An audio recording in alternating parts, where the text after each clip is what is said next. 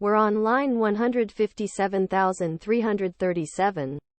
She said from the cockpit of her Lockheed 10E Electra plane. We will repeat this message. We will repeat this at 6210 kilocycles. Earhart's fate has been one of America's greatest mysteries.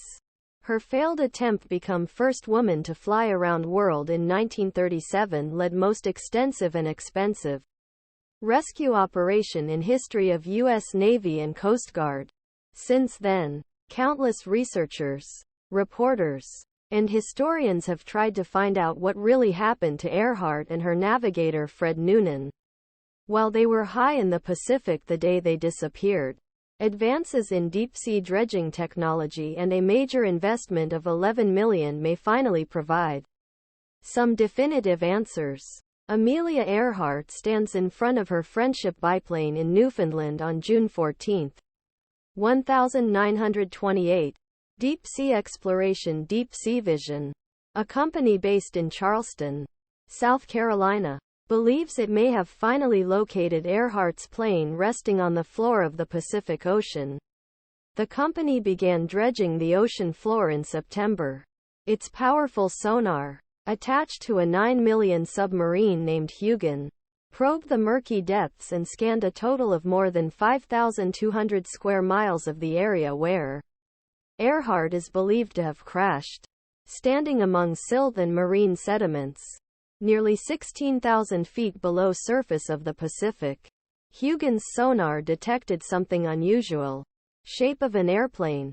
Deep Sea Dredging Company believes it may have found Amelia Earhart's missing plane. You're going to have a hard time convincing me that this is anything other than a plane. That it's not Amelia's plane once and twice.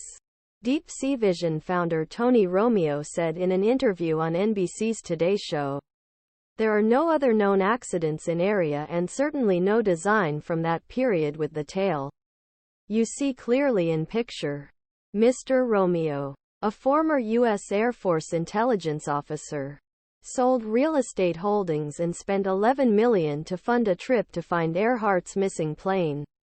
This is perhaps the most exciting thing I will ever do in my life, he told the Wall Street Journal. Although Mr. Romeo was excited, he maintained his expectations after the first discovery. He admitted that the S could be of rocks or another underwater object. But he also noted that reflects the shape and size of plane in which Earhart flew on her last trip.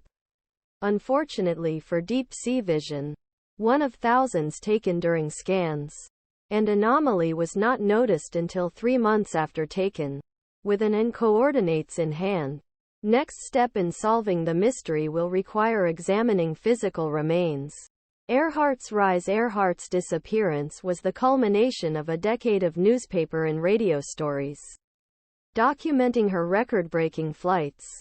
On June 17, 1928, at age of 30, she became first woman to fly across Atlantic, flying a bright red Lockheed Vega 5B airplane that she called Old Bessie.